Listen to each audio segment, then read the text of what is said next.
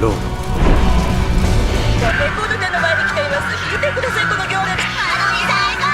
気になっちゃって。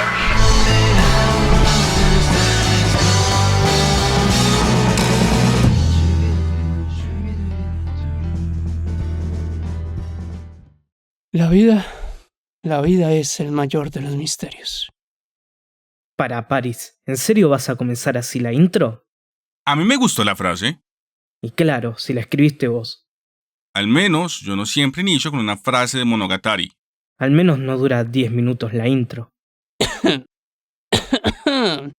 El verdadero misterio aquí es cómo me los aguanto a veces, porque somos personas muy diferentes, con visiones aún más diferentes, y de tantas cosas que se terminaron reuniendo en esta locura que es vivir en este mundo, nos reunimos nosotros, amigos que parecen más enemigos, e hicimos algo en conjunto.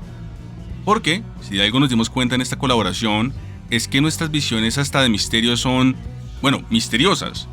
Si es posible ser de detective, entonces el común denominador de todas las personas que están acá es que queremos hacer algo diferente con nuestros videos. El factor común es que vemos en los otros rivales, así como profesores de cómo podemos mejorar. Así que esta primera antología en español, hasta donde sabemos, tiene el propósito de hacer dos cosas: demostrar que en nuestro idioma estamos haciendo contenido de calidad, a la vez que presentamos algunos rostros que hoy lo hacen, y que podemos comparar nuestro trabajo cuando hablamos de un mismo tema. A fin de cuentas, la vida es el mayor de los misterios.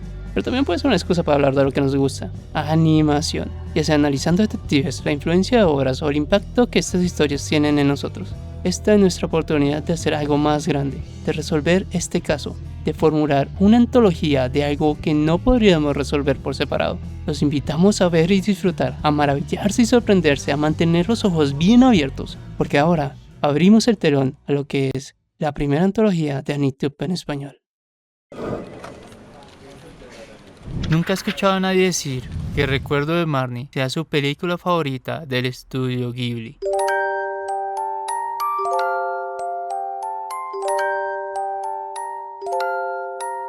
No es que sea mala, no es que sea excepcional, simplemente no es especial. El Recuerdo de Marnie es la última película hecha por el estudio antes de abandonar la producción de largometrajes de animación por largos 7 años. Trata sobre una misteriosa casa, un lugar donde alguna vez hubo vida, unos cuartos donde alguna vez habitó un amigo, una ventana que le pertenecía a alguien que conocías, unos pasillos que resplandecían con magia. Viéndolo así, es poético. Es como si hablara del mismo destino que sufriría la casa de animación, como un intento de enseñarnos que aunque un amigo, o en este caso, un estudio desaparezca, tenemos que aprender a seguir adelante, sin él, porque es lo natural y siempre tendremos algo que ellos nos dejaron para atesorar sus memorias. Por eso me parece curioso que el recuerdo de esta película se recuerde tan poco y se quiera aún menos, a pesar de significar el fin de una era para la animación en Japón. Algunos dirían que es hasta algo misterioso que se trate así. Pero lo puedo entender, porque si ya viste Kiki, El viaje de Chihiro, Susurros del corazón o Mi vecino Totoro, sentirás que El viaje de Anna y la historia de Marnie ya la conoces, que es otra película de una protagonista que se va de viaje para crecer, que es otra película donde la realidad y lo onírico se juntan, que es otra película basada en un libro clásico, que es otra película. Recuerdo la primera vez que se dijo que Ghibli iba a dejar de hacer animación. Lo dijo Miyazaki durante una entrevista para su reciente película El viento se levanta. La gente no sabía si creerle, sonaba irreal. Un estudio de animación que ya no iba a hacer animación, ¿qué sentido tenía eso? Pero pasó. Y tanto la gente como yo no lo creía. La razón que dieron no podía ser más que otra que dinero. Resulta que para que el estudio Ghibli lograra subsistir, cada una de sus películas tenían que llegar a una recaudación de $100 millones. Si no, los números de sus finanzas en sus gastos anuales no les cuadraban. El asunto era que sus películas sí llegaban a esa cifra, pero solo si eran hechas por Miyazaki. Todas las demás películas hechas por otros directores no cumplían este punto de equilibrio, y con el retiro de Miyazaki como director de animación, continuar realizando largometrajes podría significar la quiebra del estudio, según los resultados vistos de sus filmes en los últimos 5 años. Todos sentimos que iban a volver, que tenían que volver, que Ghibli significaba demasiado para la animación de su país, que no tenerlo sería un hueco que no iba a poder ser rellenado. Pero la realidad fue que nos acostumbramos muy rápido a que Ghibli ya no estuviese aquí. Y no es como que la gente no los extrañara. Es solo que hay tanto talento en Japón en cuanto a directores que fue muy fácil encontrar a otros que sustituyeran ese vacío. Igual como hizo Anna, a rellenar el vacío que dejó Marnie con otra persona. ¿Cuál es la relación de Anna y Marnie? Tú intuyes muchas cosas, como que es una relación íntima, pero no entiendes por qué. Que Marnie conoce a Anna desde hace mucho tiempo, pero no es claro cómo. O que Anna tiene recuerdos de la casa de Marnie, pero no descifra dónde la había visto. Y la manera como desenlaza todos esos misterios es la mejor parte de esta película, ya que te engaña, te guía por caminos confusos, te absorbe en el deseo de querer conocer las respuestas, de querer entender qué es lo real y qué es lo onírico, de desenredar el nudo que conecta a ellas, Anna y Marnie, Ghibli y nosotros, amigos y desconocidos. Yo no sé si se pueden formar relaciones parasociales con un estudio de animación. Realmente suena extraño, pero siento que es lo que yo siento acá. Que cuando Ghibli se fue, perdí un amigo que no sabía que tenía. Por eso, aunque el recuerdo de Marnie no sea una de las grandes películas del estudio, para mí es misteriosamente especial. A veces creo que le exigimos a todo lo que vemos que sea importante, trascendente, inspirador, conmovedor, más de lo que imaginamos. Pero ninguna serie o película es el centro del mundo de nada. Nosotros las vemos en un momento y pensamos que es el pilar exacto de nuestra existencia, pero apenas terminamos nos damos cuenta que solo fue un instante más entre una infinidad de entretenimiento más que vemos a diario. Por eso olvidamos la mayoría de cosas que vemos, porque son solo otro instante más del día, algo que ver para comer, el momento antes de irnos a dormir, el tema para la conversación de mañana. Pero lo mágico de la vida es cuando uno de esos instantes, uno de esos momentos, se vuelven recuerdos, tesoros en nuestra mente. Por eso, aún hoy, la película de Marnie es para mí un misterio, una pregunta, un recuerdo que siempre vuelvo a despertar al pensar en Ghibli. El misterio de una pérdida que me niego a olvidar. Sin rendirse ante la lluvia, sin rendirse al viento, ni al calor de verano, con cuerpo fuerte, libre de deseo, iluminando el misterio, sonriendo en silencio, derramando lágrimas en la sequía, vagando perplejo ante el frío del verano, sin enojarse, sin nada especial, sin ser alabado, sin ser culpado. Así es el recuerdo de Marnie.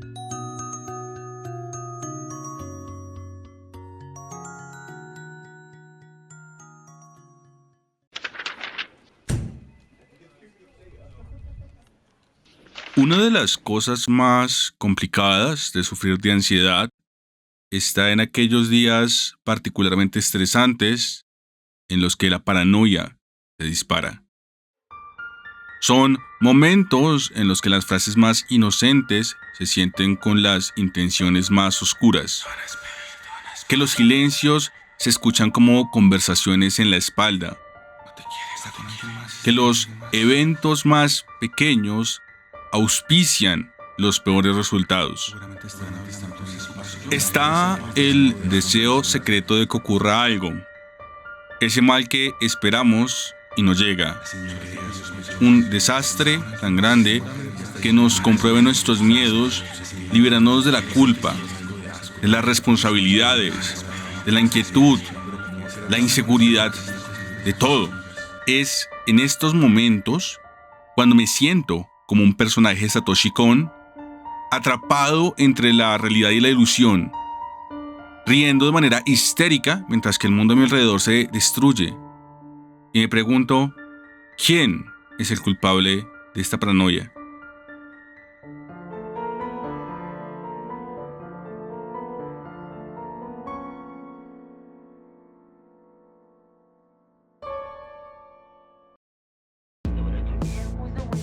Puede resultar extraño que en esta antología de anime le apostemos a una obra como Paranoia Agent.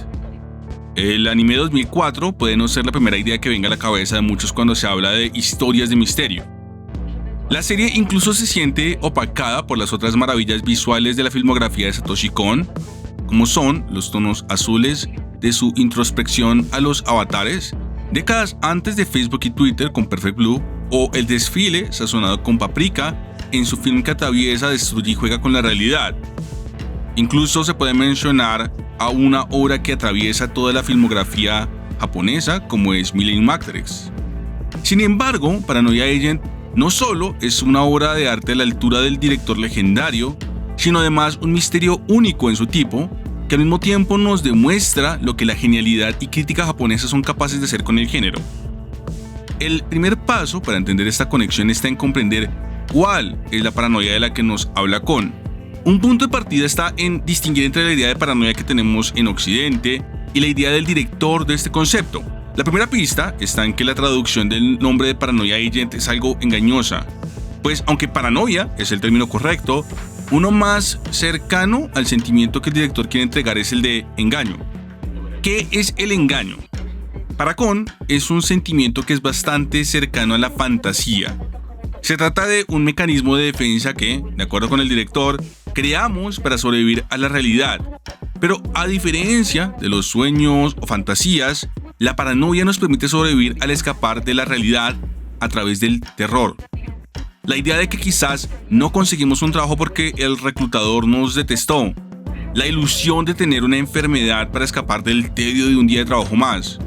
El escape de odiar a alguien porque nos robaron, en vez de considerar la posibilidad de que perdimos un objeto en un descuido. Creer que el odio de otros proviene de la envidia y no de fallas en nuestra personalidad. A veces es más fácil vivir con la realidad cuando creemos lo peor del mundo. ¿Cómo se conecta esto con la idea del misterio? La siguiente pista, en el caso Paranoia Agent, es entender que el género de misterio siempre ha estado moldeado por otros elementos de la cultura del país. En un video anterior sobre Kyokusubiri o In Spectre, mencionamos cómo una de las variantes más importantes se encuentra en el Henkaku Shosetsu Tantei o ficción de detectives irregular. Este subgénero tomó la idea base de casos imposibles de Sherlock Holmes, pero añadió elementos de fantasía, horror y ciencia ficción a los casos para crear un tipo de misterio único del país nipón. Una razón importante está en que, para Japón, la literatura siempre ha sido un motor de crítica social indispensable. Así que cuando las historias de misterio comenzaron a ganar tracción en el público japonés, autores como Edogawa Rampo, que es considerado como la figura más importante del misterio nipón, comenzaron a agregar estos elementos sobrenaturales a manera de realizar una crítica a la sociedad y explorar a través de la ficción imposible estos terrores y temores que a menudo solo son un reflejo de los males mismos de la sociedad. Y Japón, que es por naturaleza un país que convierte a los monstruos en metáforas andantes de sus reflexiones más oscuras, como cierto reptil gigante puede atestiguar, encontró al criminal perfecto, al asesino más despiadado, al monstruo escondido entre las sombras en un lugar insospechado, en las personas ordinarias. En el caso de Rampo, por ejemplo, ni los seres monstruosos al estilo de Frankenstein, ni los fenómenos no humanos como los fantasmas los veía con temor. En su mundo literario, lo más terrible es siempre el hombre de carne y hueso. Paranoia Agent es quizás uno de los misterios más aterradores porque subvierte la idea del crimen tradicional. Nos asegura que las víctimas son al mismo tiempo los victimarios, haciendo del monstruo los mismos protagonistas. La antología de Satoshi Kon todo el tiempo nos presenta la realidad distorsionada de los personajes enfrentada con la realidad, con cada episodio cambiando el método a través del cual lo hace. Quizás uno de mis ejemplos favoritos está en el episodio 4, El camino de un hombre, que nos muestra la vida del policía corrupto Masami Hirokawa, quien termina siendo extorsionado por la mafia. Kon, en el episodio, juxtapone las acciones de Hirokawa, que con cada minuto comete actos más atroces y nos revela su verdadera cara como alguien egoísta, depravado y carente de moral, en contraste a la imagen de cuadros de un manga de acción en los que un héroe masculino se enfrenta a una banda de villanos.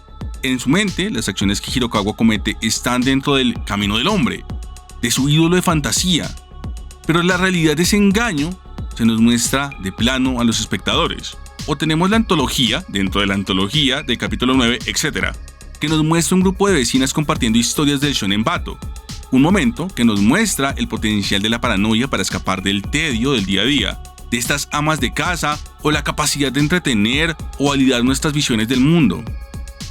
La serie incluso juega con nuestra paranoia al incrementar de manera gradual la aparición de la mascota, Maruomi, que es un paralelo al Shonen Bato, en este engaño para escapar de la realidad, al aumentar de episodio a episodio la cantidad, tamaño o escala de sus apariciones, hasta el punto en que se convierte en un elemento perturbador en cada escena. La constante de la mascota rosa con ojos que parecen perseguirnos a donde sea que miremos. Y de nuevo, este misterio revierte la misma idea del misterio al apoyarse en lo sobrenatural para explorar un tipo diferente de crimen. Para el capítulo 7 nos queda claro que el Shonen Bato no es algún criminal maestro o un delincuente impulsado por la locura psicótica.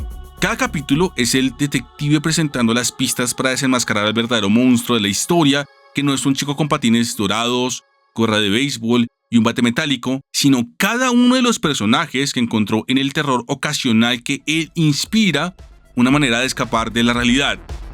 Con un dedo acusador, resuelve el enigma de quién es el responsable de los terrores nocturnos, de los susurros que escuchamos cuando pasamos junto a alguien. Somos nosotros. Son nuestros delirios y la histeria masiva que hemos construido para escapar de la miseria que nos trae el tener que lidiar con nuestra realidad. Paranoia Agent es un misterio único en su tipo, porque a través de su premisa explora nuestro dolor y nos obliga a tomar responsabilidad de él. No nos culpa por usar nuestra paranoia para escapar, pero al menos nos pide responsabilizarnos por ella. Aceptar que a medida que crecimos hemos inventado mejores y más terribles excusas para huir. En su antología más horripilante, nos dice: el culpable soy yo, con un golpe certero a la cabeza.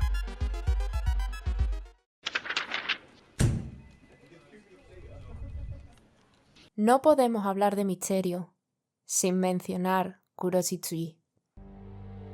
La narración acerca de un niño que contracta con un demonio con el fin de vengarse de los asesinos de su familia, una historia ubicada en Reino Unido a finales de un siglo XIX un poco fantasioso, compone uno de los mangas más famosos dentro del género.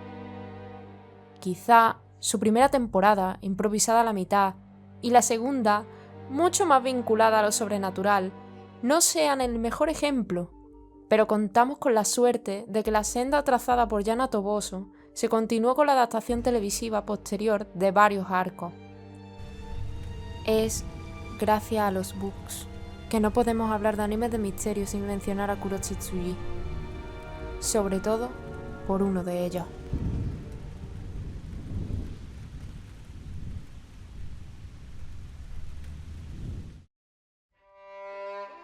Sé que estabais esperando esta explicación como agua de mayo, porque ¿a qué nos referimos con animes de misterio?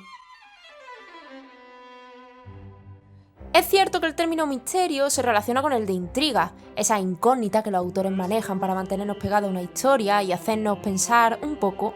Aún así, yo quiero hacer hincapié en el misterio como género, no como herramienta narrativa. En la época del romanticismo literario, con sociedades más evolucionadas en las que el ocio comenzaba a tener más peso, y también la policía, es donde nacerá lo que conocemos como novela de misterio, o novela enigma, o novela problema, o bueno, mejor novela policíaca clásica. Sí, aquella que os sonará por Edgar Allan Poe, su precursor. Las obras dentro de este género contaban con un par de personajes principales: un detective aficionado, no vinculado a la poli, y un ayudante, usual narrador coprotagonista, y luego con un elenco de testigos y sospechosos. ¿La única herramienta para llegar a la verdad? El razonamiento, siendo más nuclear incluso que la acción narrativa. Partiendo de esta base, un anime de misterio o policíaco presentará estos elementos imprescindibles. Ahora lo comprobaremos con Book of Murder. Este par de ovas canónicas de Kuroshitsuji abordan la investigación de una serie de crímenes dados en la mansión Phantom Hive durante una fiesta de la alta sociedad. Es imposible que la policía llegue pronto por el clima, por lo que del asunto, mientras tanto, se encargarán, con ayuda siempre de la observación y la lógica, un ayudante de párroco que consiga arribar como auxilio y un escritor y doctor que se nos hace demasiado conocido. En realidad, esto no era una sorpresa. Book of Murder quiere ser una clara muestra de intenciones, Kuroshi Tsuji es un anime de misterio y sus influencias están en la obra de Arthur Conan Doyle. Las ovas se estructuran para crear una incógnita criminal similar a las de este autor, icono del género. Y qué mejor que utilizarlo a él mismo como personaje para lanzar este guiño. Se nos presenta a Arthur con el mayor realismo posible a su figura histórica, un oftalmólogo en Londres, pero también un escritor frustrado con una novela de poca repercusión publicada hace un par de años, Estudio en Escarlata. Como literato, por supuesto, es el más indicado para ser nuestro narrador.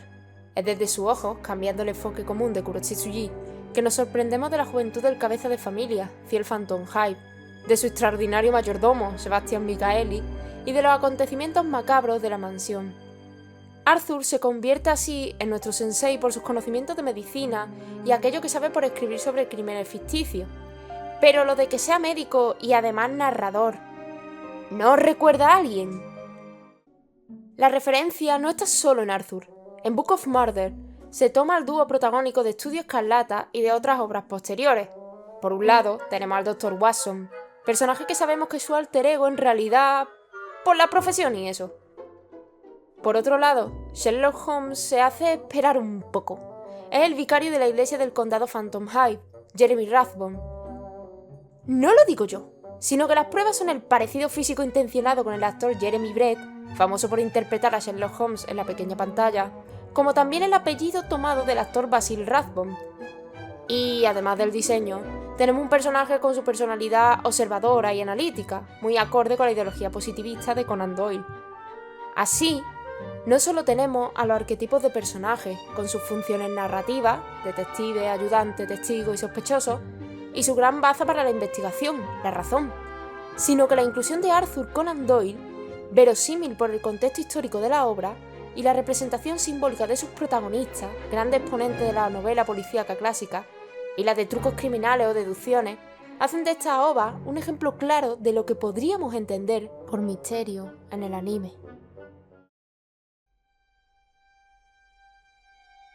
Book of Murder avanza según el esquema conocido de este tipo de narraciones. Una vez llega Rathbone a la mansión, los misterios anotados e investigados por Arthur empiezan a disiparse gracias a las capacidades deductivas excepcionales del vicario. La policía alcanza por fin el lugar y se lleva al encontrado criminal por los detectives, los invitados y el conde Phantom Hyde. Todos, progresivamente, se marchan. Este es el que debería haber sido el final de esta historia, pero una frase de despedida confirma las sospechas del escritor. Doctor, フランス語 merci pour ce que vous avez fait pour monsieur. Lorsque le Saint-Voix, son incapacité à se contrôler. Kuroshi Tsuji es un anime, un manga de misterio, y Book of Murder es una muestra de ello. Pero es un producto actual, no del siglo XIX, y tal como los géneros literarios evolucionan, no podemos pretender que esta historia sea al detalle como una novela policíaca clásica, porque, lo siento, existe Sebastian Michaeli. Una entidad demoníaca, extraña, que se escapa a la comprensión, a la razón, es la que da el toque diferencial. No se llama Black Butler porque sonaba victoriano. La razón como herramienta deductiva tiene peso en toda la historia y también en las ovas, pero es una razón aplicada al mundo de un siglo XIX que, como ya se apuntó al comienzo, no es completamente realista. Ciel monta su ajedrez vengativo a la perfección con la ayuda de su caballo negro más fiel, capaz de tornar a su favor cualquier situación, y es gracias a él que somos capaces de ir más allá en un juego de intrigas y deslealtades, donde Book of Murder es solo otra figura más de una matrioshka que encierra un misterio mayor. Así es como la auténtica verdad de los asesinatos en la mansión y la identidad sobrenatural de Sebastian, que tambalea sus creencias, son un secreto con el que Arthur Conan Doyle deberá cargar hasta el último de sus días.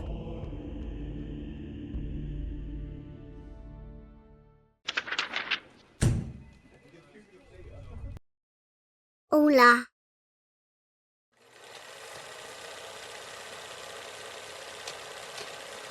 Yo creo que la clave para un buen misterio, ya sea una serie, libro, película o lo que sea, es, primero, establecer el misterio.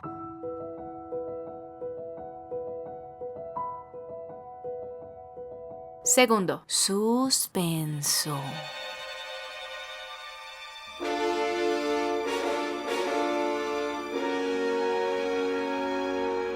Y tercero, la gran revelación.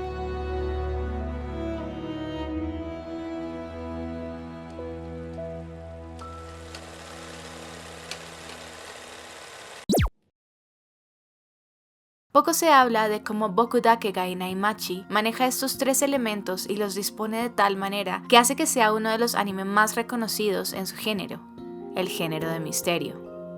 Erased es un anime de 2016 producido por A1 Pictures, adaptado del manga de Kei Sanbe con el mismo título. La serie trata la vida de Satoru Fujinuma, un chico de 29 años, mangaka y repartidor de pizzas a medio tiempo que vive en Tokio. A simple vista, un regular Joe. Pero Satoru es todo menos un man común y corriente, porque tiene una habilidad llamada avivamiento que le permite tener premoniciones de eventos desafortunados a punto de suceder a su alrededor. El trabajo de Satoru es identificar la catástrofe antes de que pase para poder cambiar el futuro. Pero bueno, aparte de hacerlo un contrincante fuerte en Encuentra las diferencias, Avivamiento no es tan chetado como parece, porque solo deja que Satoru vuelva unos cuantos minutos en el pasado y asesore un poco mejor su entorno en busca de cosas que parezcan fuera de lo común o sospechosas. Hasta donde sabemos, no hay segundas o más bien terceras oportunidades, y él no lo controla, solo pasa. La palabra que usaría para describir la forma como este anime se nos presenta desde el principio es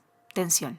Porque apenas empieza, inmediatamente ya estamos metidos en la chicha que es el misterio central. A lo que nosotros estamos acostumbrados, especialmente si vemos anime de temporada, es a un primer episodio que lo da todo en cuanto a animación, establecimiento de trama, ambientación, etc. Y nos presenta a los personajes, pero sin decirnos mucho de sus verdaderas intenciones, dejándonos expectantes por más. También es común ver un anime que puede que no entendamos muy bien de qué va, más o menos hasta el episodio 5 o 6, cuando todo comienza a tomar forma. Este no es el caso con Erased. Debido a su corta duración de solo 12 episodios, Erased no pierde el tiempo. El primer episodio del anime abre con una secuencia en la que su protagonista muestra lo que ya es capaz de hacer. Nada de historias de origen. ¿Qué? ¿Cómo? ¿Por qué? Nada. Inmediatamente después, Satoru recibe una visita de su mamá en Tokio y experimenta un avivamiento que tiene consecuencias mortales. Cuando Satoru descubre que este hecho está ligeramente relacionado con un incidente de secuestros en serie de hace 18 años, el avivamiento lo envía a 1988, a su yo de 10 años en Hokkaido para que intente evitar la muerte de Kayo Hinazuki, una compañera de clase que fue la primera víctima del caso. Por el momento, estos dos eventos pueden parecer aislados, pero poco a poco el misterio se va resolviendo. Ya establecido el misterio, esta es la etapa de suspenso de la que hablaba al principio y que va a durar gran parte de la serie. Como thriller, Erased es sin duda fascinante y lleno de suspenso. Como lo mencioné, los dos primeros episodios son sublimes y están llenos de sorpresas genuinas e intriga profunda, mientras Satoru rebota y alterna entre el presente y el pasado para descubrir la situación única en la que lo metió su habilidad y claramente para poder ponerle un fin a la serie de secuestros. Pero no todo es serio en este anime, porque a pesar de lo densa y cruda que puede ser la temática que maneja, los primeros episodios también están cargados de momentos honestos y graciosos, mientras Satoru intenta mantenerse en la raya ocultando su yo adulto en presencia de su mamá, de sus amigos, de sus profesores y de Kayo. Vale, no les quiero vender humo, así que hablemos del elefante en la habitación. Erased no es perfecto, y a medida que el anime progresa, se vuelve aparente. Dejemos de lado el hecho de que Satoru es mentalmente mucho mayor que Kayo, porque sí, es un poco extraño, pero Erased lo maneja súper bien, porque al final la intención de Satoru es salvar a Kayo, no enamorarse de ella, ni que ella se enamore de él. Nunca hay una sugerencia de que Satoru tiene un interés romántico, él solo reacciona a sus sentimientos en el momento que pasan, se sonroja, se siente contento y es normal. Es como si recordaras a tu amor de infancia y que sientas bonito en el cocoro cuando recuerdas lo bonito que sentiste en aquel entonces. En tu cabeza tu amor de infancia sigue siendo un niño y recordarlo con cierto sentimiento de amor, entre comillas, no te convierte en un... Bueno, me hago entender. Así que dejemos eso de lado. Aparte de algunos plot holes como cómo Satoru llega de un lugar a otro sin ser detectado, o cómo cierto personaje termina siendo una víctima a pesar del modus operandi del secuestrador, el misterio central de la serie es bastante obvio. No sé si esto es intencional, si el anime quiere que el misterio sea el enfoque de la serie, o si su énfasis principal es ver cómo se las arregla Satoru para navegar todas las situaciones que se le van presentando. También, por lo corto que es, al anime le queda muy difícil desarrollar completamente algunos de sus personajes. Y esto lo digo basándome en que este es uno de los anime con mejores personajes que he visto. Ninguno sobra, ninguno falta, todos tienen una función y todos tienen potencial de ser interesantes y amados por la audiencia. Claramente hay personajes que no necesitan ganarse al público porque de entrada ya los adoramos, como la mejor mamá del mundo, Sachiko Fujinuma, mientras hay otros que sencillamente queremos porque queremos que estén bien y dejen de sufrir, como la compleja y trágica Kayo Hinazuki. Luego hay personajes que caen bien, como los amigos incondicionales de Satoru, Kenya Kobayashi y Airi Katagiri. Y créanme que me gustaría saber más de ellos, porque lo merecen. Llega un punto en la serie en el que son los MVPs, pero es físicamente imposible en 2 episodios. Otro ejemplo es que como la serie dedica tanto tiempo a establecer la relación entre Satoru y Kayo, las otras víctimas se quedan en los márgenes y nunca tenemos una oportunidad real de apegarnos a ellas, más allá de que son niños indefensos y un adulto malo les quiere hacer algo malo y por eso hay que protegerlos. Igual, a pesar de sus defectos, los últimos momentos de Bokudake ga Inaimachi son tan emocionantes como sus primeros momentos. La serie da un vuelco inesperado para llevarnos a la gran revelación y el acto final es nada menos que emocionante y honestamente creo que redime al anime de las fallas de las que puede sufrir, sobre todo en la mitad de la serie.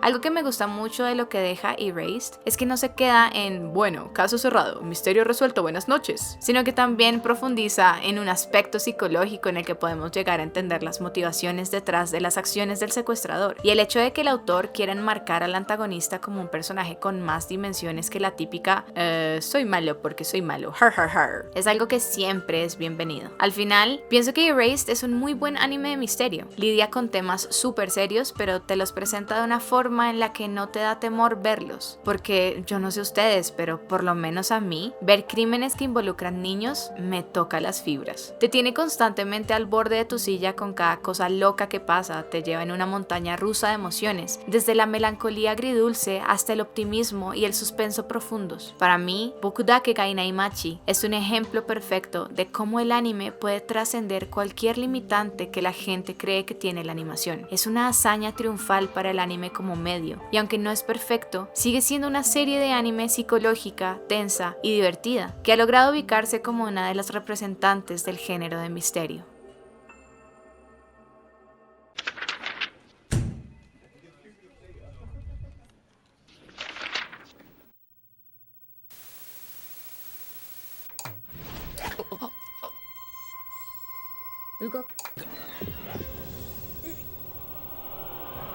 ¿Sabes qué tienen en común estas dos series? Que en algún momento de mi vida he visto a alguien confundido diciendo, inclusive en videos, que Monogatari Series y especialmente Death Note pertenecen al género de misterio y suelen erróneamente usar algunas de estas escenas para hablar de ello. Y bueno, si tengo que serte honesto, no los culpo. Como veremos hoy, la diferencia no es tan sencilla de abordar, especialmente con Monogatari, que prácticamente abarca todo. Pero solo para quitar la duda desde el inicio, esta escena es suspense y esta escena es un thriller. Lo sé, esto a mí también me agarró en curva la primera vez que lo investigué, pero antes de eso la pregunta importante sería, ¿cuál sí es una obra de misterio? Pues para mí la mejor que he visto en todo el medio del anime es...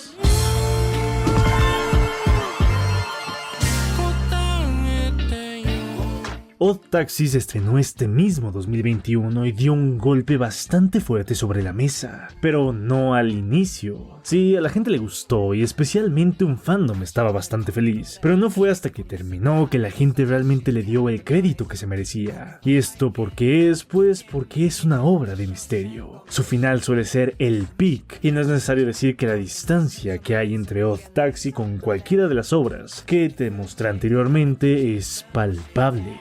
No creo poder encontrar de hecho ninguna escena parecida con las demás, y aún así muchos piensan que pertenecen al mismo género. Y esto se debe a una falta de diferenciación entre lo que el misterio y el suspenso es. Diferencias que de hecho sirven para entender por qué Odd Taxi es un anime tan bueno.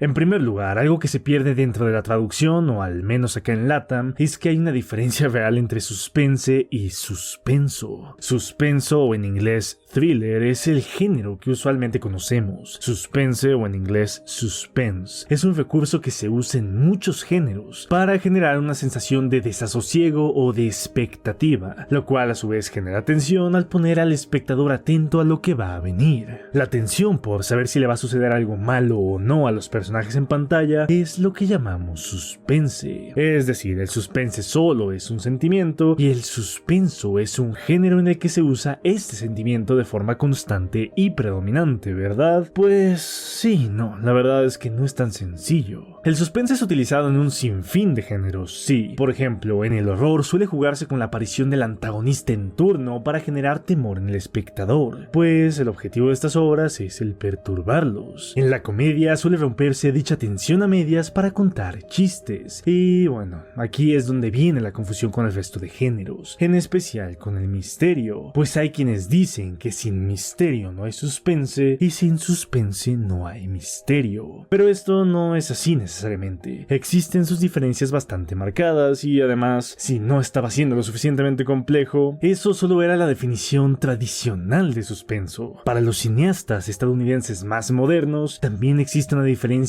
real entre el thriller y el suspense, tomando ambos como un género distintivo y dejando en la modernidad tres bastante diferenciados con el nombre de misterio, suspense por otro lado, thriller o suspenso al final, explicando que el thriller o el suspenso es lo que está justo entre la acción y las obras de puro suspense, es decir, un suspense mucho más frenético y extremista con protagonistas super tochos. Pero venga, le estamos dando muchas vueltas. Para el video de hoy vamos a ignorar el thriller, ¿vale? Que sus diferencias son mucho más allá que eso. La pregunta verdadera para este video es: ¿cuál es la diferencia entre el misterio y el suspense?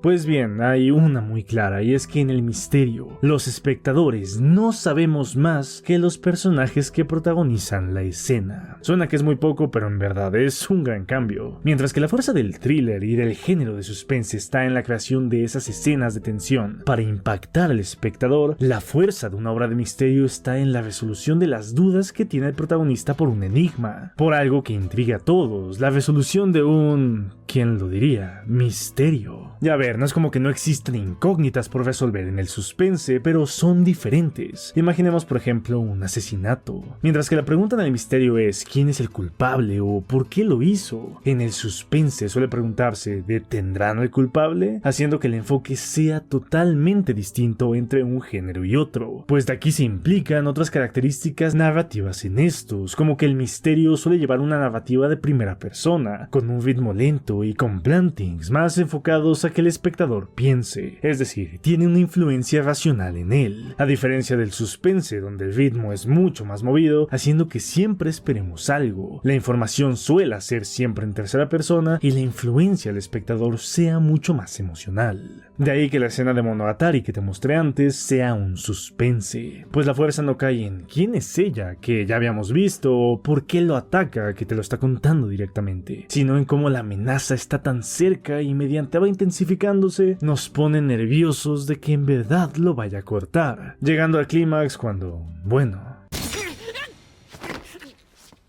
Lo cual de hecho es otra diferencia y diría yo la sustancial con el género de misterio al final del día. El clímax del suspense llega cuando se toma el máximo punto de este sentimiento en la cinta, y el del misterio hasta que se resuelve el enigma. Puede usarse suspense para el misterio o puede usarse la fórmula del misterio para el suspense, pero como vemos no es lo mismo. Esta naturaleza lenta y de investigación en el género del misterio es la razón por la que prácticamente también se le conoce como género de detectives, porque en su mayoría son estos los que resuelven los enigmas, los cuales también de forma cliché tratan en su mayoría asesinatos. Y aquí es donde entra la duda, ¿por qué Odd Taxi es una obra de misterio si no hay detectives? ¿Y por qué la pongo sobre otras del medio si probablemente sea la más simple? Pues bien, precisamente por eso. Lo que a mí más curioso me resulta en el misterio no son sus patrones, sino que es su formato. El género del misterio es el único enfocado a adultos en el cine y literatura, si ignoramos el realismo mágico por ser tan underground, que sigue sin dejar de valorar bien el formato de cuento. Los cuentos casi siempre son relacionados con los niños por ser un formato más sencillo, y muchos literatos a través de la historia lo han considerado inferior a la novela en casi cualquier género, pero eso no pasa en el misterio. Y para explicar esto finalmente tenemos que hablar de, para mí, la máxima influencia de Odd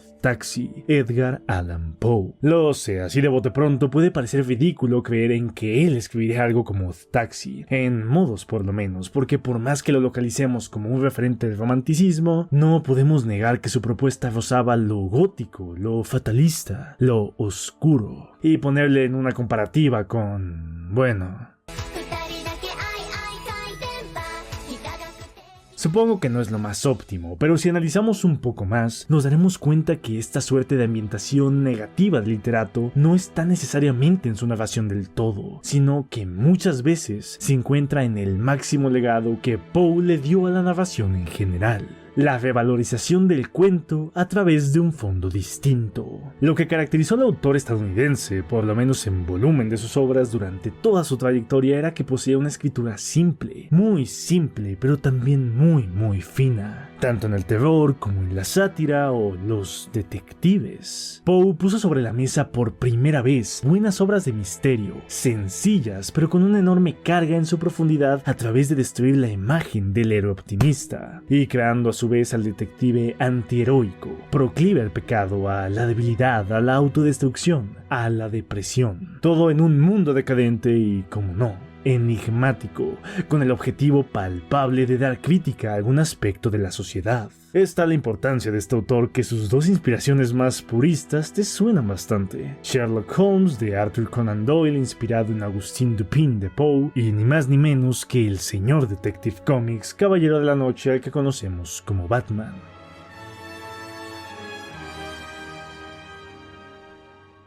Poe cambió totalmente la literatura e inevitablemente inspiró a la obra de muchos otros autores, así como géneros enteros respondiendo a su propuesta, como lo fue específicamente el subgénero hard-boiled, enfocada en personajes descritos como un hombre común, destinado a desafiar al superdetective que representaban los clásicos como Poe. Lo cual, a su vez, a futuro inspiraría al noir, que inspiró algunas obras de la ola de Hollywood de los 60, 70 y 80 que marcaron una tendencia en el protagonista gris y con dualidad interna que hemos visto hasta los últimos años. Y todo eso, amigos míos, está instalado en un anime que conocemos como Odd Taxi, y basta con ver sus características más notables para entenderlo de lleno. Lo primero a destacar es su apartado narrativo más técnico y lo que hace a la obra un verdadero cuento de misterio: la narración. Odd Taxi en prácticamente toda la obra nos enseña migajas de lo que en verdad está sucediendo. Todo se presenta como un misterio potencial. La desaparición de la niña se hace prácticamente de forma indirecta, diegética al protagonista. La moral de la policía se deja en duda desde un inicio con una dualidad de personajes que más pronto que tarde entrarán en conflicto por ello. La relación de Odokawa con la desaparición se presenta con planos cuya composición y montaje nos invitan a dudar de él. El estado médico del propio taxista empieza con un planting a futuro con una pregunta.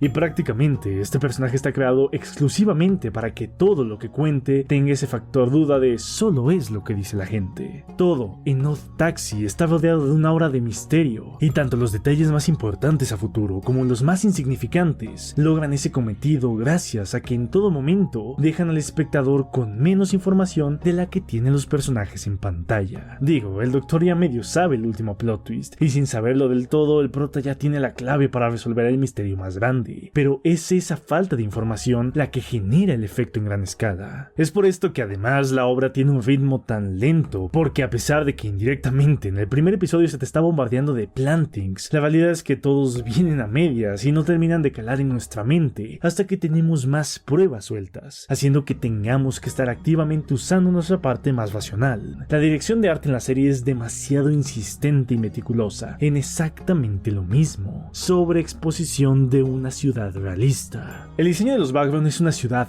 humana, una que nos hace sentirnos aludidos bastante fácil. De hecho, se le da el nombre de Tokio, la que nosotros tenemos. Gran parte de las canciones son diegéticas a los personajes. La radio, la televisión y las redes sociales son usadas para mostrar información de forma mucho más rápida y coherente. Y el apartado sonoro de ambientación cuando no hay música es perfectamente empleado para generar inmersión en el espectador y hacer que el mundo en el que se está llevando la historia se sienta más vivo. No solo más verosímil, sino que también más real. A retrospectiva entendemos claramente que esto tiene que ver con que el misterio de Odokawa radica en que en realidad no son animales. Son todos humanos, pero él los ve así. Pero aún con esto no se siente una disociación. Se siente como una obra única, con estos elementos mezclados. Y es gracias a estos recursos, ya que no hay prácticamente ninguna escena que se salga de tono, que sentimos tanta empatía por los personajes y, bueno, especialmente por uno. Todos los elementos que te he mostrado son los de una novela de misterio clásica, pero repito, Odd Taxi mama demasiado de Edgar Allan Poe, y probablemente sea en Odokawa en quien más vemos esto. Estamos en una historia donde se involucran mafiosos, proxenetas, delincuentes, asesinos y sociópatas. Lo usual es que el protagonista sea un detective, un policía o directamente un genio, pero Odokawa es un simple taxista. El diseño del personaje principal está hecho para que sintamos un repudio casi inmediato hacia él.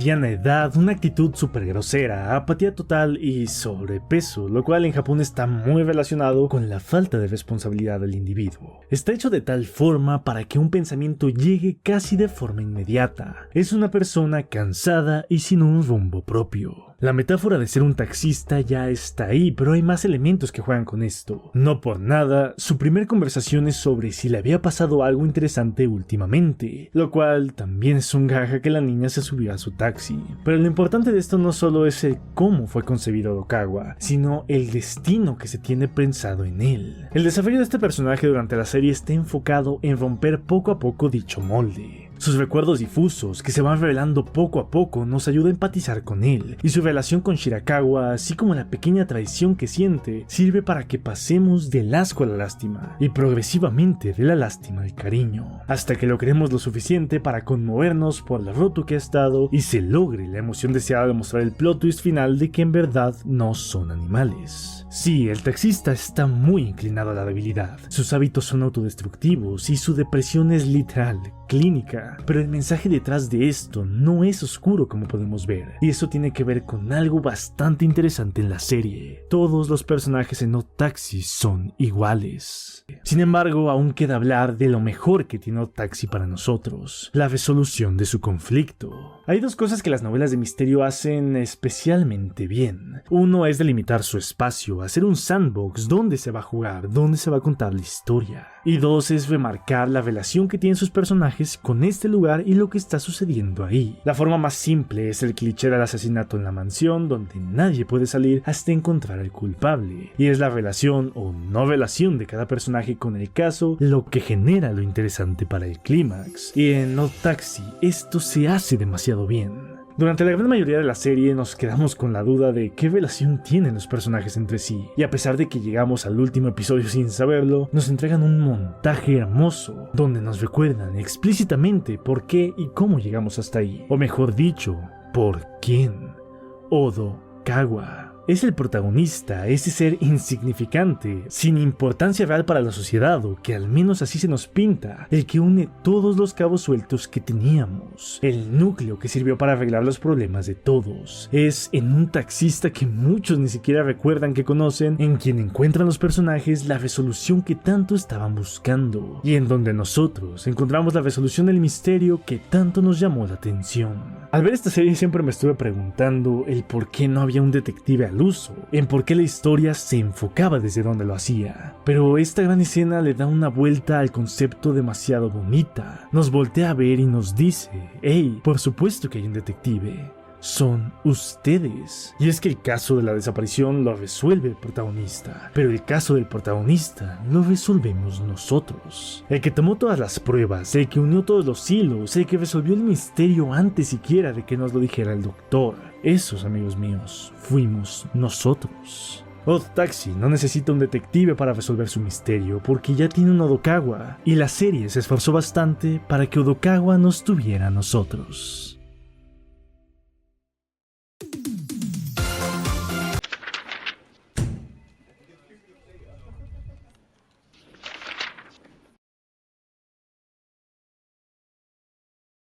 Can you say why America is the greatest country in the world? Well, why is America not the greatest country in the world, Professor? That's my answer. You're saying... Hey, ¿cuánto tiempo? Voy a dejar caer una idea por aquí, ¿vale? Rampo Kitan es una magnífica representación del sueño americano y encapsula una de las cosas que más me gustan sobre la animación japonesa. Espera. ¿Un ruso hablando del sueño americano? Esto va a ser interesante. Me explico. Comúnmente se refiere al sueño americano como la idea de que cualquiera puede llegar a Estados Unidos y llegar a ser alguien importante, próspero y sobre todo libre. Y esto último es precisamente lo que siempre me ha encantado de ver Animu. Simonetta es un anime basado en un mundo distópico tan puritano que el concepto de bromas picantes es considerado un crimen. Tienes a Genke Shoujo y sus chicas que se transforman en vehículos porque... ¿y por qué no? Que ello pretende montar un Spokon alrededor de un deporte totalmente surrealista, y Runway de Warate fue un fantástico intento de darle algo más de visibilidad a un deporte no tan popular como el modelaje. El mundo del manga y el del anime están infestados de una infinidad de ideas diferentes por descubrir, porque su principal criterio no se basa en si una idea es estúpida o ingeniosa, sino en si suena interesante o no. Gosu, a ver, ese espacio, por favor te lo pido, ¿eh? Perdón. Creo que es fácil olvidar eso después de ver muchas series o después de crecer y dejar de ser tan impresionable. Es por esto que he vuelto a un anime que creo que ejemplifica esta introducción. Que, la verdad, podría haber sido mucho más corta. Pero bueno. ¿Te puedes callar, por favor? La intención principal de Rampo Kitan es la de ser un homenaje. Hubo mucho debate sobre si fue un homenaje bueno o malo. Yo eso no lo sé. Bueno, sí lo sé, fue uno malo. Esta serie fue creada teniendo en mente el 50 aniversario de la muerte de Dogawa Rampo, el principal contribuidor al desarrollo de la literatura de misterio en Japón. Fue el escritor de Boy Detectives Club, o Shonen Tanteidan, gracias al cual tenemos Bishonen Tanteidan de Nishio Ising, además de crear la figura de Kogoro Akechi, un superdetective de secundaria del que hallamos referencias en personajes como Kokoro Akechi de Tante Opera Miruku Holmes o Goro Akechi de Persona 5. Por otro lado, contagió por Japón su gusto por la literatura occidental, en concreto por Sherlock Holmes de Sir Arthur Conan Doyle, del que surgen cosas como, no sé, el putísimo detective Conan, por ejemplo. ¿En serio? No sabía eso. ¡Ja! Yo sí lo sabía. ¿Entiendes ya quién es este tío? Es tu jodido Dios, ¿me oyes? Pero todo esto es algo que descubrí hace poco, cuando decidí reverme el anime para esta antología. Y es normal, tan solo recordaba 2 o 3 momentitos de la serie y un par de nombres. No le di una gran nota cuando la vi hace años y, bueno, iba algo escéptico. El anime se ambienta en las historias de Dogawa Rampo. Es por eso que a lo largo de la serie los protagonistas, Akechi y su ayudante Kobayashi, resuelven varios crímenes y se enfrentan al gran antagonista de las historias de Rampo, 20 caras. También es el motivo de que Kobayashi sea un chico muy andrógino, porque Dogawa formaba parte del movimiento Eroguro Nansensu de la era Showa. Durante esta corriente se crearon muchas obras artísticas centradas alrededor de los elementos eróticos, ero, los grotescos, guro y los surrealistas, Nansensu. Para un momento. Pensé que yo tenía el copyright de esa palabra. Que te calles, deja mirar el tema, joder. Aunque estaba bastante escéptico, lo que me sorprendió gratamente nada más empezar fue escuchar la voz de Akechi.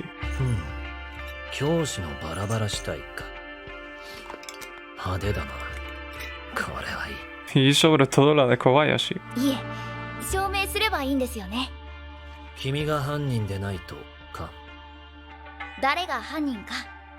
Me quedé pensando, ¿qué hace esta gente aquí? Me pareció un desperdicio traer al mismísimo dios Takahiro para esto. Como que este anime mancha su historial, ¿sabes? Y lo mismo con Emilia Tan, hasta que caí en la cuenta y lo busqué. Hasta ese momento, Rie-chan tan solo había doblado a personajes secundarios, y realmente no tenía tanta experiencia si tenemos en cuenta que 4 de esos papeles eran para secundarios de una misma serie. Esta era la primera vez que debía interpretar un rol protagonista, y junto a Sorega Seiyu, diría que fue el impulso que necesitaba para comerse al mundo. Desde ese momento hasta ahora, Rie ha hecho 79 papeles diferentes, de los cuales tiene un rol protagonista en 36 de ellos. Seguramente, se acaba de inventar esos números. Y de los 7 animes que faltan por estrenarse en 2022, es principal en 6 de ellos, aunque sean continuaciones de otras obras en su mayoría. Me parece bastante impresionante pensar que empezó aquí, en Rampo-Kitan, y ver lo exitosa que es ahora. Llegando al final del primer capítulo, la verdad es que seguía dudoso sobre si escoger este anime o no. Los personajes no me convencen del todo y aunque visualmente tiene puntos a favor, sé, porque me acuerdo del final, que la trama flojea bastante. Y en ese momento llegó el ending. Mikazuki es una canción que habla de la fea e incompleta luna creciente, que espera que alguien la encuentre y la vea mientras se transforma en una hermosa luna llena. Este es el motivo por el que escogí a Rampo-Kitan. De nuevo pensé, ¿qué haces aquí? Sayuri es una fantástica artista a quien recordaba por el ending de Boku Dake o el increíble ending de Kuzuno Honkai. Y entonces, ¿qué hace aquí? Pero por supuesto que iba a estar aquí.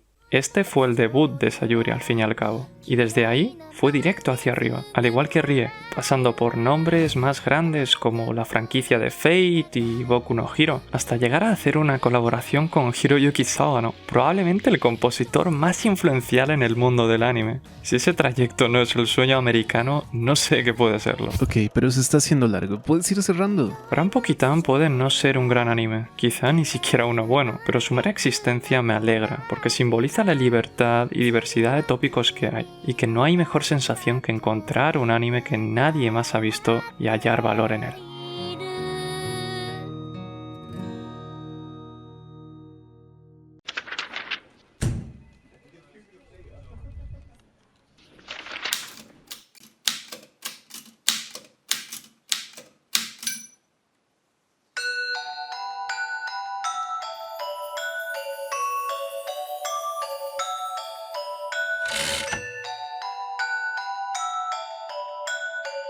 Según lo que nos dice Gordon Kelly en su libro La ficción de detectives y la vida moderna, la mayoría de elementos que se mantienen establemente durante toda la historia de las novelas de misterio están relacionados a elementos de la modernidad pero en este caso no estamos hablando de misterio específicamente, sino de novelas de detectives, así que probemos otro ángulo.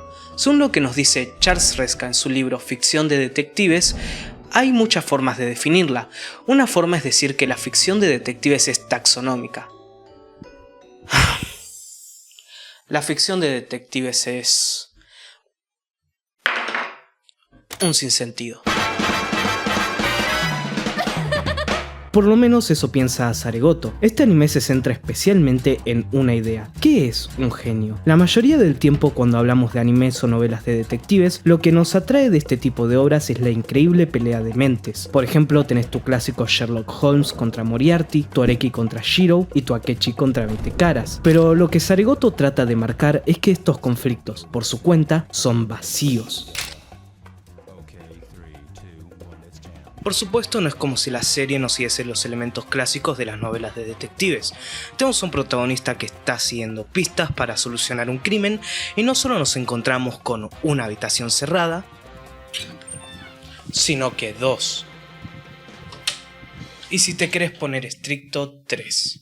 Pero lo que hace realmente diferente a esta serie es su protagonista. En esa isla todos eran expertos en algo, los mejores de su clase en algún rubro, pero él solo estaba de acompañante y no tenía un interés en algo. Y es ese choque entre nuestro protagonista sin nombre, que no tiene nada, y estos personajes que hasta cierto punto se podría decir que sufren del síndrome del sabio o Savant Syndrome, el cual se refiere a personas que sufren de algún desorden mental, pero muestran habilidades increíbles en áreas específicas, o poniéndolo de forma menos rebuscada, es este choque constante entre quienes tienen un deseo insaciable de seguir aprendiendo. Y alguien que está totalmente vacío es la base en la que se compone esta serie. Al pasar los días en la isla, si algo nos queda claro es que nuestro protagonista y el resto de personas de la isla nunca se iban a entender, porque simplemente vivían en mundos distintos. Para él, el traer genios en la isla, los artistas, los leedores de fortunas, los 7 tontos, las habitaciones cerradas, las identidades y todas esas cosas eran un sinsentido, cosas que hacían estos supuestos genios para saciar el aburrimiento. Pero no sería una exageración decir que es mediante estas cosas que la gente de la isla encontraba su sentido para vivir. Y gracias a esta disonancia entre quienes lo daban todo y nuestro protagonista que dejaba las cosas a medias, es que él tuvo problemas al momento de descifrar el cómo y especialmente el porqué del crimen. Y sin un porqué no hay más que cosas que nunca vamos a entender. Solo genios haciendo cosas de genios, gente matando gente para comer cerebros o simplemente haciendo cosas porque sí. Habitaciones cerradas solo por el hecho de que tener habitaciones cerradas es algo que está en las novelas de detectives, sin sentido solo para alimentar más sin sentido. Por eso me parece que lo que hace genial a este anime es el último capítulo.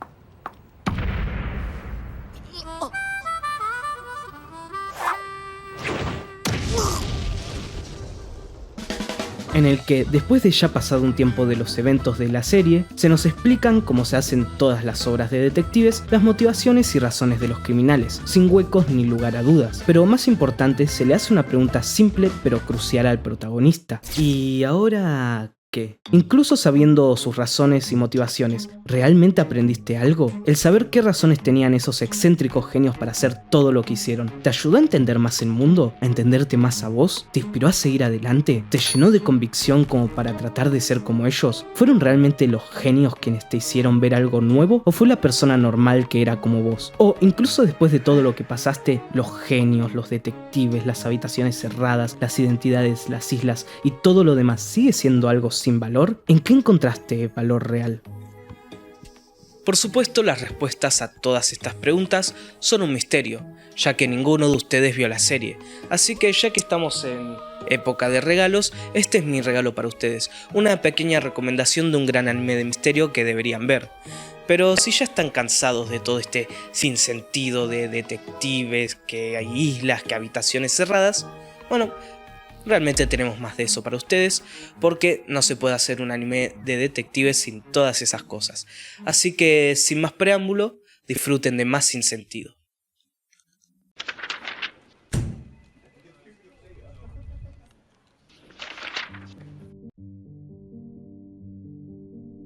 Yo amo Hyuga, de el asombrosamente bello y vibrante catálogo de películas y series que posee Kyoto Animation. Hyuga es, y creo que siempre será, la obra que más me ha atrapado dentro de su mundo.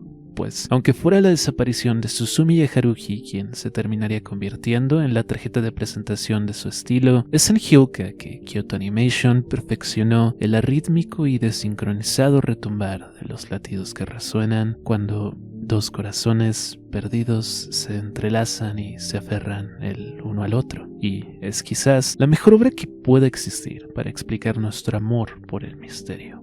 O, si no la mejor, como mínimo, sí, la más honesta. Siguiendo en los pasos de sus precursoras, de manera rebelde pero amorosa, es una serie que nos reafirma que una vida color de rosa puede ser obtenida por todo aquel que esté dispuesto a buscarla, al mismo tiempo que va en contra de la noción generalizada de que una vida color de rosa significa un rosa brillante sin sus contrastes. Su insistente enfoque en el resiliente y a momentos antitético despertar de alguien convencido de que la mejor manera de vivir era una donde no se exponía a nada, saliendo de su zona de confort y hacia la cálida compañía de alguien más, ofrece una historia de revelaciones, pensamientos y deducciones mucho más impactante de lo que cualquier gran escena de salón nunca pudo. Más allá de simplemente jugar con la insana cantidad de cartas que su árbol familiar le brinda, mismas cuales ya se encontraban posicionadas en un lugar especial dentro del alma de la obra, con historias como The Poisoned Chocolate Case, Why Didn't They Ask Evans, Murder of the Lynx, Princess Ruko no Miya o The ABC Murders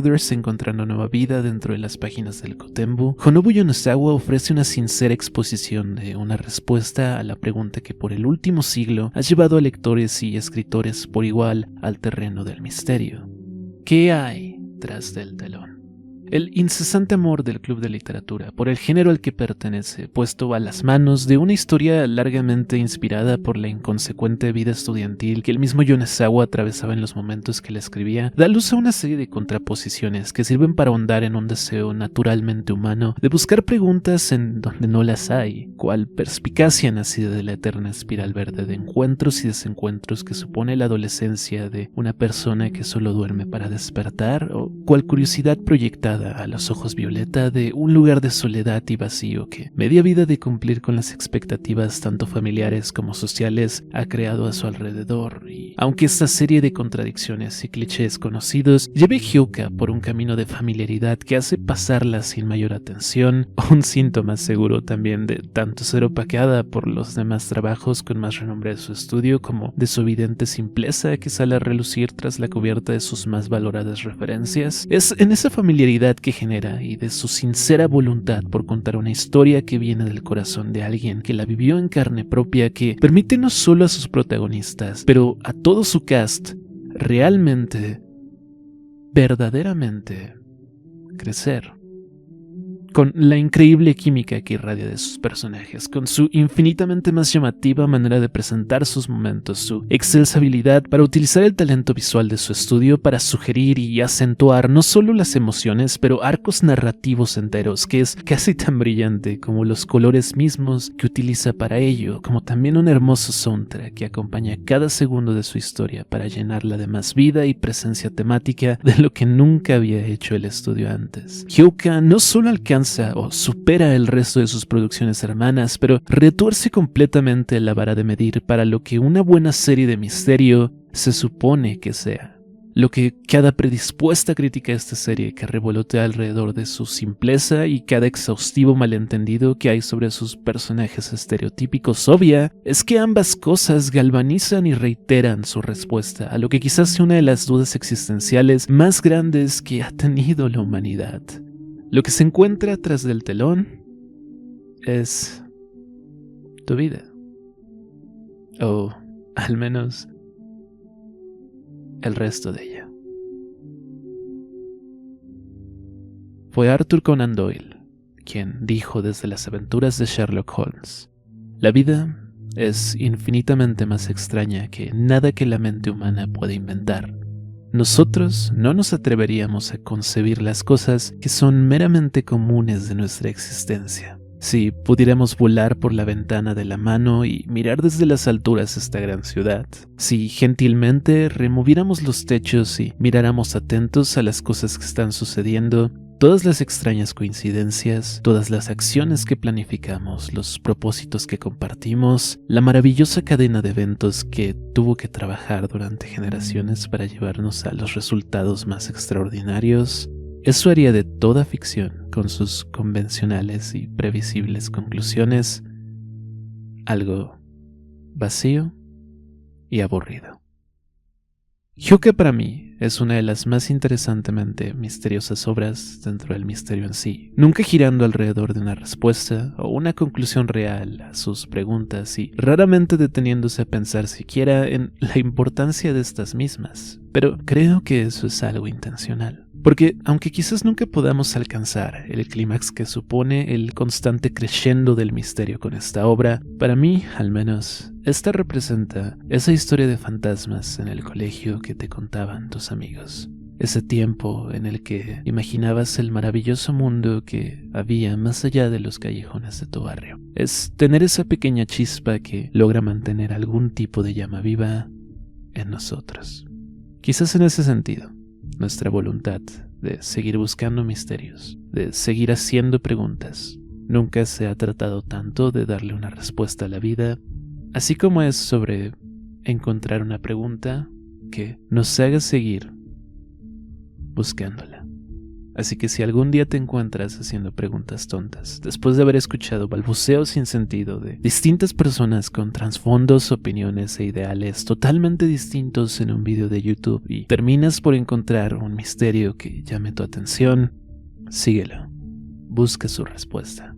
Porque quizás sea una manera de reencontrarte con ese sentimiento de duda y emoción que tuvimos todos en nuestro pequeño mundo cuando las cosas eran más simples. Y una manera de recordarte que allá afuera sigue habiendo algo que vale la pena encontrar. Porque para él lo hubo.